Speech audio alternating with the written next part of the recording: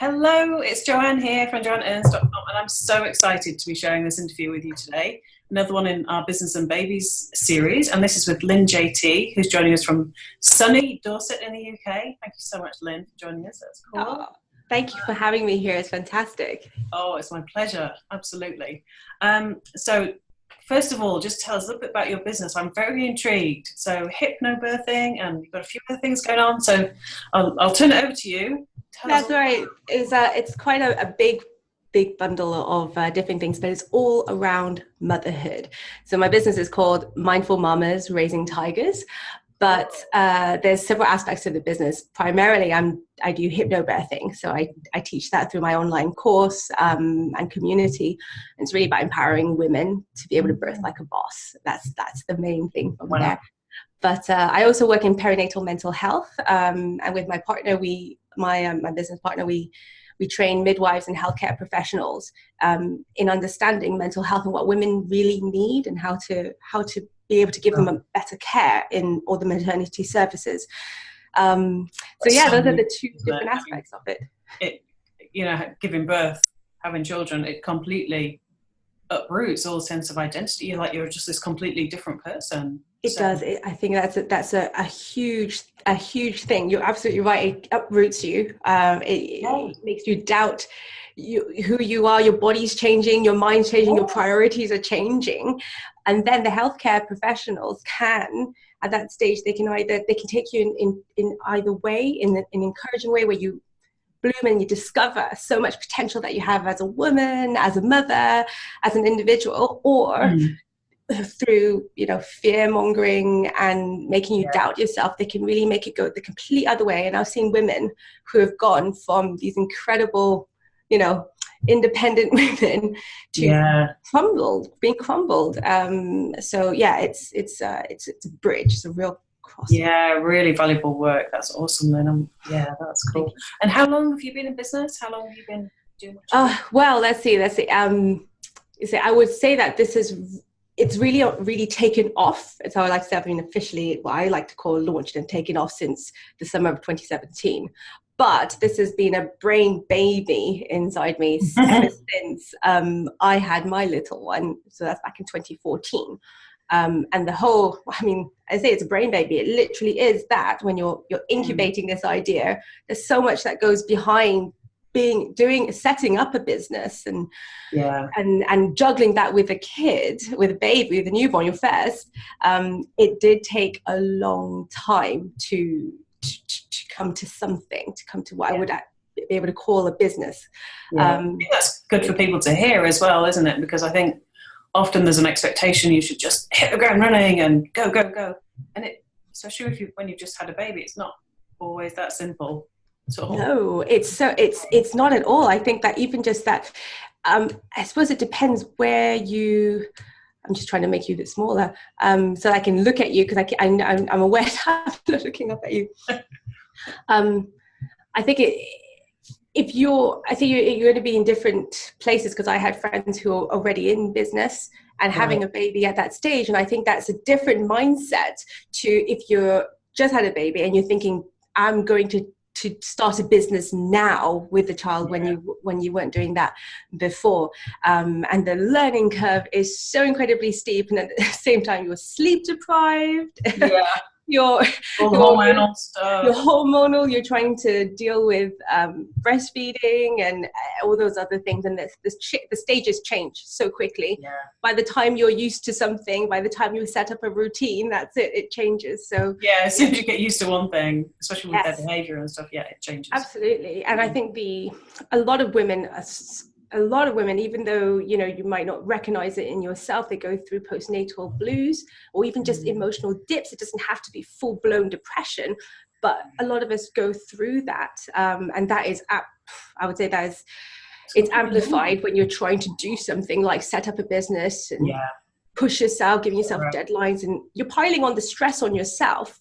But at the same time, for me, and I did have dips. I did absolutely have dips. It was that dream of actually running my business that would push me forward and bring me out of it. So it's double-edged sword there. It's interesting, isn't it? It's quite fascinating. there's a quote that I like. It says, "Pain pushes you forward until vision pulls you forward." Yeah. I think there's something about that vision of creating a business that just kind of pulls you, even when it's hard and you're not sure if you're doing the right thing, and all the doubts and all the fears creep in. Just keep slowly, kind of one step in front of the other. Absolutely. And it gets there, doesn't it? Yeah. And what's your background? What did you do pre-babies? Okay, now this was completely different. You see, that what my turning point was, having a baby. Before, Yeah, for so many women, that's true. Absolutely, in so many different ways. But before this, I was a chartered physiotherapist. So I was working more from a sports background. I was working with pregnant women as well, but it was mainly from a sports background. Right. And I was working in a private clinic in London. I was loving it. I was working crazy hours and weekends. I didn't have a care in the world. And running a clinic it seemed so straightforward. I did think, oh wow, if I have a baby, it's fine. I'll tell my patients I'll be back in 3 months. Yeah. Back in 3 months. Oh dear. But yeah, that's my background is in physiotherapy.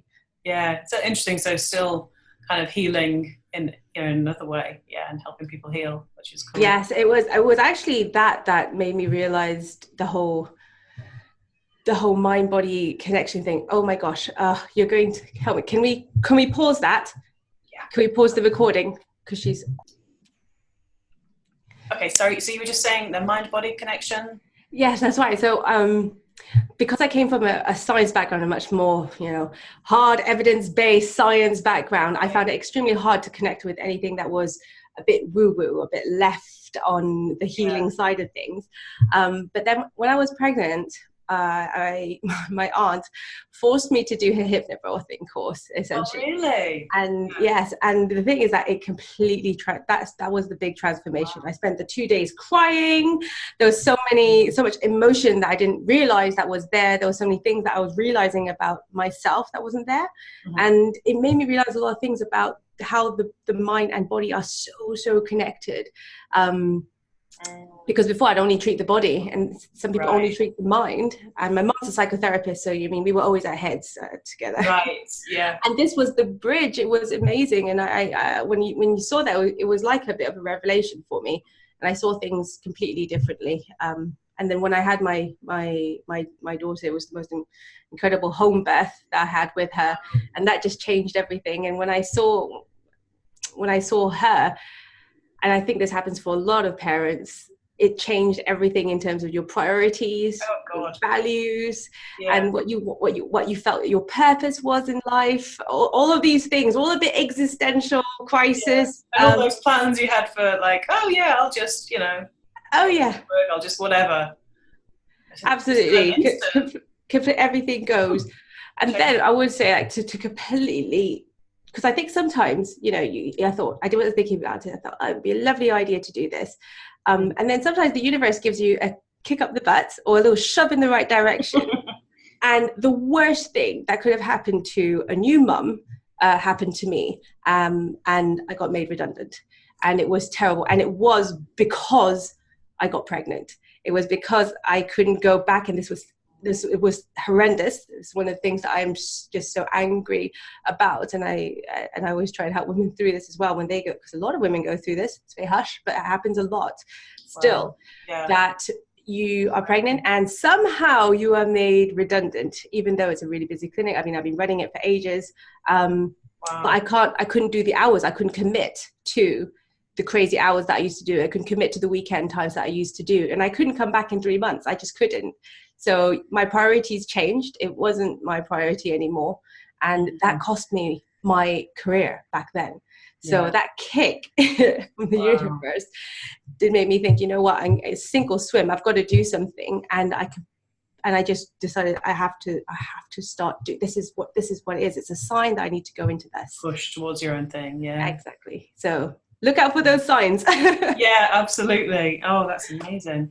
And so you mentioned you've got one child at home. Do you just have one child, or have you got another one? Yes, I have my one child. She's little baby. She's 4 years old now. I still can't believe it. She's still my baby. You see, this is the thing. She's still my baby. You always are. She's just turned 4 now. But my business was born with her. So I feel like I have two babies in that sense. This one doesn't do tantrums, but yeah. Oh, I don't know. Self-inflicted tantrums that I hear. But yeah, no, she's now just started school.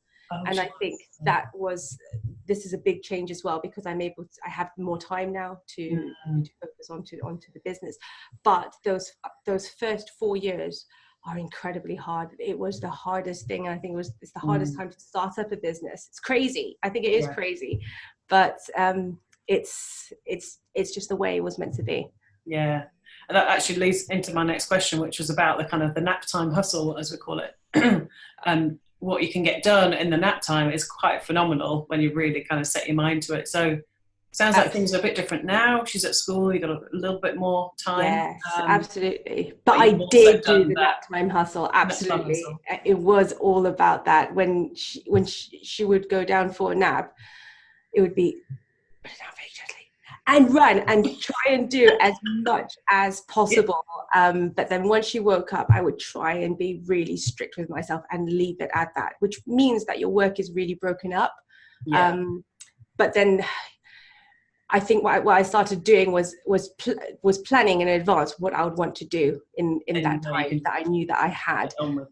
Yeah. And when you have a very limited time like that before the dragon wakes up,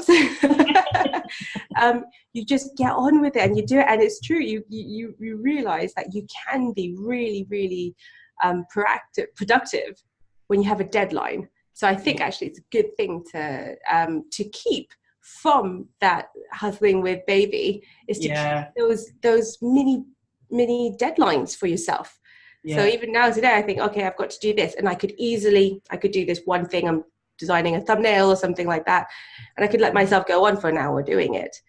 But if I say, okay, well, actually, look, can I do it in 20? But she only had 20-minute nap. I would do it in that time. Yeah. Try and expands to fill the time available, doesn't it? I mean, that's exactly, yeah. So I think that's one of the silver linings that you get from practicing the nap time hustle. yeah. But it is a relief when you have a full day. That is. Oh my gosh, yes, it is. Yeah, because you go before that, you have the naps, and then you go through she's not napping anymore. What am I going to do? I'm not getting not napping and not yet in school. Yeah. Exactly, that was the hardest time. But then yes, once they're back in school, so it's a chapter. It's going to end. It won't last forever during the night. Yeah, it feels like it will, doesn't it, at the time? It does. It feels like it is. And so nowadays, how do you kind of make it all work? What's your schedule look like? What's your kind of average work day, if you like? This is the thing. It's just like it is scheduled, and that is, I think, the key is planning and making sure that you stick to it. But every day now, I drop her off at school, and then I didn't do this before, and I have started forcing myself to do it, something that I wanted to before, and it's to spend 2 hours, and that might seem like a long time, but it's 2 hours on self-care before I touch any work whatsoever. Because then you can be on top of your game, and it feels like you're wasting time doing it. But when you realize that you're doing this for the benefit of your business, for yourself, for the long game, it's really worth it. So I spend 2 hours after her drop off. I go to the gym, and I'll do a session. I'm addicted to like body pump and body balance and things like that. I just love those classes. Whatever it is that, has music and pushes me, because I need someone to push me forwards. And I'll do that. I'll come back, I will shower. And because these are little things that when you have a baby, you find really hard to do. It sounds ridiculous, but like I'm finding time to have a shower. I remember just not bathing for an entire day in the evening. And why do I feel so rotten? It's because I would neglect myself. And I did so much of that. I would when she was growing up, I would put the business first. I put her first. And then I came last at the end of it. Yeah. But I am actually the mother who needs to take care of her. I am the business run. I need to be on top of my game for that. And if I don't put that time and effort into me, then nothing goes into the baby, nothing goes into the business. And so that is priority now. Drop her off, self-care for 2 hours. That's fantastic. Counting travel time and things like that. Come back, have a shower, settle down, have my coffee. And then I start. And when I start like that, it just goes straight in. But I'll just prioritize the work as well. I'll prioritize like communications first, where I deal with your customers first, with any queries or things like that. Then the rest of the day will be content creation. So it's more like productive, actually creating something. And then the evenings, because my days are short, I have to pick them up at 3:00. So again, it's like, it's very, very small. It's not actually a full day, is it? We talk about full day. It's not a full day. It just feels like it after the nap time. Exactly. But by the time you've done the school, and go and pick her up again. And after school clubs as well, then that's, there's hardly any time left. But in the evenings, when she's gone to bed, I will still do, like before when it was nap time, and that's just when she goes to bed, I will still manage to clock in at about 4 hours of learning for myself, because as an entrepreneur, you just never stop learning. And if you there's always more to learn. Exactly. There's more to learn. You got to keep your finger on the pulse. It's just catching up with things. And then obviously there's all the last minute stuff, because my to-do list never gets done. So it's always more. Yeah. There's always more than you can ever possibly do. But yes. But that is basically the chaos that happens every single day. That's amazing. And you're so right about the self-care, because, you know, your health is the most important thing, and your wellness, not just health, but like the whole package. Because when then you can be so much more effective, and no, absolutely, everything works better. It's everything my business stands for. It's the mind and body, mental wellness is your physical health, and all of that starts with self-care. And people confuse that with being selfish, because as mums we put ourselves last. It's everyone needs to get fed, clean, bathed and tidied and everything, and we come last every single time. And the last thing that we want to fall into, which we do, and I have myself, is to fall into that sacrifice, to the self-sacrifice, to the point where you have part of that kind of maternal archetype somehow, isn't it? Yes, and it's recognizing it, but it's just it's hard. So it's a battle inside us every day as well that I think we need to attend to. Yeah, that's great. It's great to hear. So obviously all very hectic, and you replenish. I was just going to ask, how else do you replenish yourself? Oh, did I mention wine? Wine in the evenings. Yeah, I know. There's a few things. One is friends who get you, friends who have nothing to do with your business, and friends who have everything to do with your business. Friends, I have 3 business besties who are my rocks. They're the ones that I can go to, just have a moment, who will understand what I'm talking about. It's like when you have friends who don't have kids, you can't talk to them about all the kid issues because they just don't get it and you're boring them. I understand, because I was like that before I had kids. And there just isn't that empathy. They might understand, there might be sympathy, but there isn't that empathy, that real understanding. And when you have a business bestie, you don't need 3, you need just one who's at the similar stage as you, who's going through the same difficulties or the same strains. It's so important. It's really amazing. You can support each other, encourage each other, blow off steam. So like that, with a glass of wine, and like I don't know, I think those are the main things. And then if I have excess stress, I will take it out on the gym. So that's what it is. It's being aware of that and directing it onto something. I think that's like the best way. That's wonderful. And meditation as well, because I do a lot of meditation. I meant to ask you about meditation. Do you do affirmations as well? Yes, affirmations, meditations. I have a whole album for hypnobirthing, but through the work with all the women, that a lot of them actually have asked for stuff to use afterwards, through after the postnatal stage and through parenting. So I've got a few tracks on that, a lot of affirmations, and I'm working on more with mums on that, because it's so powerful when you get into that. And I wasn't into meditation at all before, completely skeptical about it, but it's amazing when you learn it. And it's not something difficult, unattainable. You don't have to go be a monk for 5 years to be able to be in the Zen or whatever. It's so much simpler than that. It can just, it is. Yeah, it's just sort of 5 minutes piece, isn't it? Just sort of sitting quietly and absolutely taking a deep breath out. It's just anything that brings you back into the present. All of that is vital, because when you're in the thick of it in your business, sometimes we lose our way, we lose track of why we're doing this, of what's a priority. Get ourselves for my kids. Oh yeah. Oh, it's so bad. Yeah, that's so true. So entrepreneurial journey tends to be quite a roller coaster. Certainly, mine has been over the years. And success can be quite a long time coming. Let's be real about it. So, kind of for people who are watching, it can take longer than you expect. When you said in the beginning, you had quite a long, kind of birthing process with your idea until it finally became a business. You talk to us a little bit about that roller coaster, if you found it to be like that, or how you find it. Yes, absolutely. It was a complete roller coaster. You can come when you're ready. Okay. Yes, no, it's a complete roller coaster. I think it very much like a birth plan. It never goes to plan. I think you can plan, have all these amazing ideas, and you always have, you read so many things. I think this is the thing. You read so many things about all these amazing success stories that happen overnight. All of a sudden, it's the overnight success story that took 5 years. Exactly that. And it's like, all of a sudden I had a billion subscribers and this happened.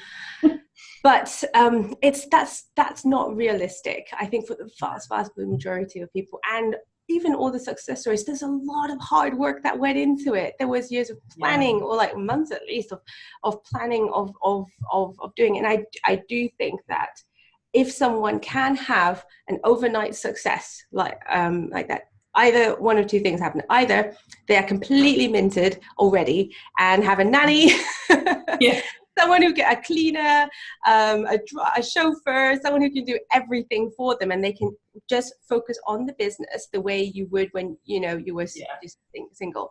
Then, or the other thing is that they're lying. It's too because the work that if you're starting up from scratch and you don't know anything about anything from the tech side of stuff, setting up websites, just like how to get an email thing going, it's so much to learn. And often so much to learn. So I put things on my to-do list and think, just that, and then as you get into it, like, but then I need this and that, and then I'll need. And it just kind of grows, and it snowballs. Absolutely, I think that the first half of building your business is the learning side of it. There's so much learning to do before you can even apply it, and decision making. Or which host do I go with? What thing do I go with? What all these little things. And it's difficult because other people around you don't see a product yet. They don't see something tangible. So it's like, well, what are you doing on you? Is it progressing? Are you doing anything? There's nothing there. And there's a lot of pressure from the outside people.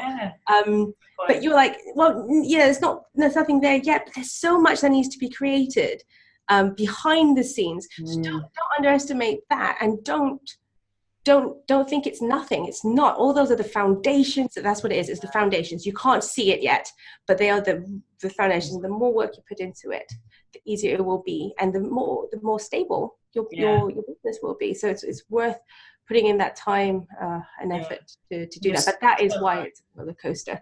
And I think that's why it's just one day, poof, it can launch, it can go, because finding all the pieces in the right place. Exactly. That's why there seems to be, I think that's why there's this like, oh my gosh, it just happened because but there's actually been years building up to that. I think so. I really think so. So my next question is around sort of how the entrepreneurial journey has changed you. And it's interesting because you said we talked about your background and how you didn't realize that mind-body connection. So I guess that's a big thing. How else would you say it's changed you? Are you more confident, or how's it changed you as you? Yeah, no, definitely. I think it's definitely made me more confident. It's made me happier. I'll start this again. Sorry. So I do think that this whole entrepreneurial journey has changed me. In a sense, it's made me more me, if that makes any sense. Before, I think that's what it is. I found myself, because it's what I've always wanted to do. And I think a lot of entrepreneurs, the entrepreneurs who make it, who go somewhere, who build something, is because they're so stubborn and have to stick with it. It's almost like a curse where I can't not do it, and you're not as happy because there's something that you're not doing and you don't know quite what it is. And it's that self-doubt I didn't want to go into before. It's all this, the fear of like, can I leave this? Can I do that? Will I succeed? All of those things. And when you just break through that fear and do it, it's the most amazing, exhilarating feeling. And once you get through that first step or first hurdle, and your idea is validated, and you're getting results, and you're seeing what's going on, you feel validated, and that is such a powerful thing, because it feels like it validates you. I think so many of as women as well, we take things so personally, and the things that we believe in, that we want to build, they're all personal things. That's the so yes, I think it's made me happier. I think I'm probably poorer than I was if I had like continued doing my career, but I'm happier inside. And a lot of growth ahead of you. I mean, it's actually early days in your business, really. It feels, yes, it feels, but it's exciting. And I know there'll be more ups and more downs, but I think that's what it is. The persistence, and it's just sticking with it until. Yes. It's proving to yourself. That's what it is. I think that, you just really want it, and you want to prove to yourself that you can do it, and you feel like it's something you need to do. It's like a calling in life. If you have something that you're really, really passionate about, and you feel like you need to get it out there. Yeah, and it won't leave you alone, will it? The idea. Exactly. and then so it's like daring yourself to, and it's like coming out the other side of that. I think that's how it feels. That's awesome. So if you could kind of go back in time, what do you wish you'd known then? So what would you kind of tell yourself if you could go back and? Oh, I would say. She was just getting started. What would you say? I would say just do it. Just do it. I spent so much time hesitating, the self-doubt, the worry that, am I good enough? Can I do it? Will I succeed? What if I don't? What will people think of me? All of those things. All that stuff. Yeah. All the barriers that we place on ourselves means that what we end up doing is half-hearted. So once you can get through all of that and throw yourself in it and just do it, because I think if I had managed to unblock that bit earlier, it would have been a lot better. That's great. And what would you say, what really drives you? I mean, is there like a bigger why to your business? Do you think you're very obviously connected with mothers, women giving birth, and also through the early stages of being a mum? Yes, that's a big part of you. I love that we've got your daughter's noises in the background. It's great. I know. Oh my gosh, I just can't keep it down now because I don't want it to. Oh, it's ruin your video either. So I was just asking, is there like a bigger why? What really drives you? Okay, well, it's because it's such a personal experience. That's what I was saying about a lot of this coming from my own passion. It was my own transformation, and it was just such a profound transformation. I want every woman to be able to experience that. Because it's not just the way you give birth. In hypnobirthing, it's not just the way you give birth. It's not just the way you feel about that. It's that transition into motherhood, but into actually a greater womanhood. I think into a better version of myself. And it's that transformation that I want to give, but it's also, there's a darker side to it as well. There's a lot of things that I have seen, that I've experienced, a lot of things from what I call white coats, or anyone in the healthcare industry, who because I'm on both sides, so I can really see this.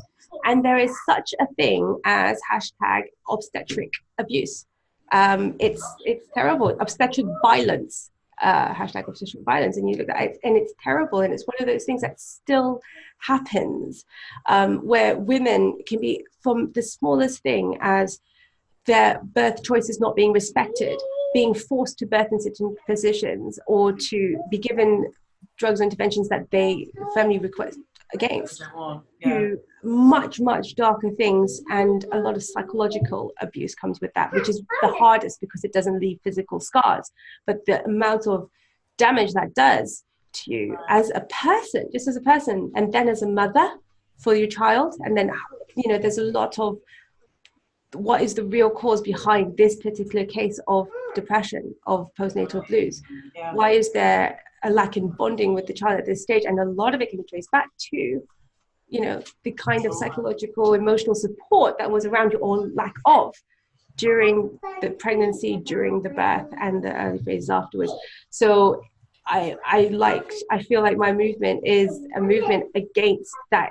And whilst I'm trying to fight that on the actually training them directly through perinatal mental health, but also with the women, I need my movement is to help them to birth like, when I say birth like a boss, it's to stand up for themselves, because at the end of the day, I can't be with them, no one else can be with them. They need to be able to be that change themselves.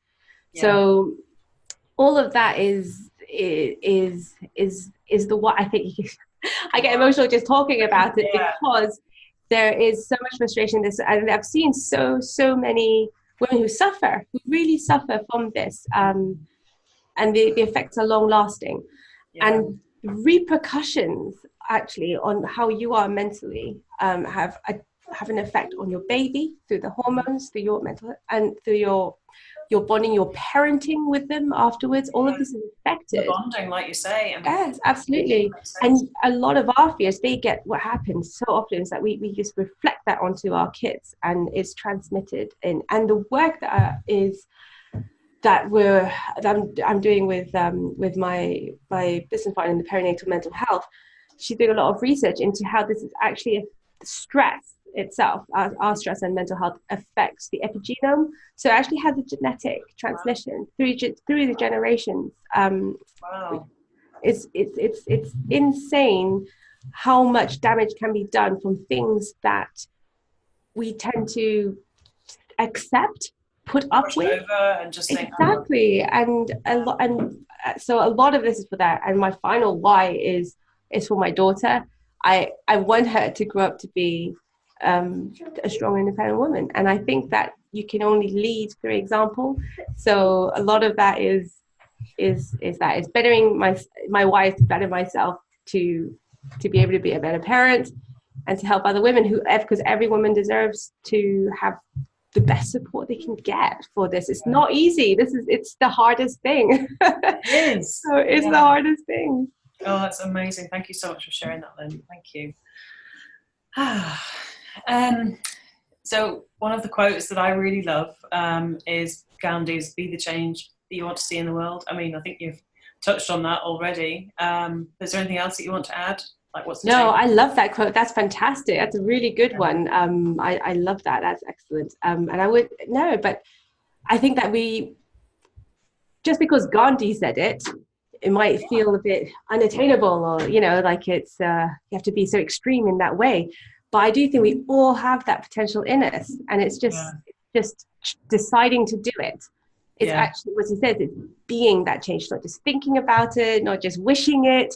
It's you have to be the change, and a lot of that comes with getting over the fear to do it, getting over your own anxieties, and pushing yourself. Absolutely. Wonderful. And so tell me, what's next for you? What's happening next in your business? Well, because things planned. Yeah, like most of it revolves around as I've got my YouTube channel is the same. So Mindful Mamas Are Raising Tigers is back up and running. It's doing well, but what I want to do is start a podcast as well with that. So like that's the big plan for 2019, is to bring all the growth mindset elements and much more just child development, but also self-development for mothers. So it would be that side of it through a podcast. Podcast is a great idea, actually, because you can listen to. It's easier to listen to things, you know, while you're something like that. Maybe walking outside or whatever. Yes, because the YouTube is great for giving quick tips, quick tutorials and things like that, but something where you need much more in-depth conversation or just debate, discussion, then a podcast. I love podcasts, so I think that's fantastic. But I also want to bring the perinatal mental health side of things. I'm creating a mindful parenting coaching program, so it's going to be a bit more of a premium one-to-one service that I want to work with mums directly. So that's a lot to on my to-do list for 2019. But yeah, that's amazing. And will you do that kind of via the internet, like on Zoom like this? Or is that like one-to-one face-to-face, or not sure yet? Oh, it depends. It's like currently my clients are all over the world, so it's highly likely that it would be Zoom. And because it's talk therapy and there's a lot of it's a lot of just that's great discussion, then that's highly likely it'd be like that. Just in case anyone who's listening is sort of interested but doesn't live, in the UK. Oh, that's absolutely. It's like all my mums are from all over the world, from Singapore, the States, Canada, South Africa, Malaysia. It's kind of, and we're all the same all over the world, and that's the one thing that I've seen. We all have the same struggles. So much in common. Yeah. Wonderful. So if people do want to find out more, where's the best place to find you? Is it lynnjt.com? LYNN? Yeah, you can go to lynnjt.com or mindfulmamasraisingtigers.com. Cool. You'll find it's the same, either my Lynn JT or Mindful Mamas. It's the same to me. Yeah, I'll be on YouTube or my website. Wonderful. And finally, any sort of practical tips or advice for mamas who are just starting up a business and getting going and juggling it with their babies? Yes, I could go on forever for that, but I want to give you something like an actual real takeaway from it. Okay, first, done is better than perfect. Oh God, all the time, good one. All the time, because it's about taking that pressure off you. You can't put so much pressure on yourself. I mean, I know I did, and it's only ended in tears, so don't bother. Just done is better than perfect. You can always go back and do it, but you want to feel that you're progressing. So just do stuff, tick it off, get it done, and you can come back and perfect it later. But done is, then you'll see progress. If not, you stay in a bit of a loop of it's not perfect yet, and you stay on it forever. And that I'm not ready yet thing as well. You can get absolutely. And then I said about getting a biz buddy. I really do think that the support is, you need support. It's huge. You can only go so far by yourself, and then you need something like that. I know we're both we've met through the members club, the female. Yes, exactly. So that you get that kind of there are loads of societies that you can join and find like-minded women who are going to get your daily struggles, other women who have babies as well, who are going to be able to understand the nap time hustle. It's crazy like that.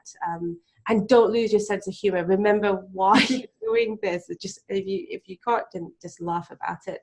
Better than crying about it. Oh, that's wonderful. Thank you so much, Lynn. It's been such a pleasure chatting with you today. It really has. And we've got so many wonderful tips and advice out of that. You got me all teared up at one point. No. Wonderful. So great to speak with you. Oh, no, thank you for having me. It's been an absolute pleasure talking to you. Oh, my pleasure. Thank you so much. Oh, Speak again soon.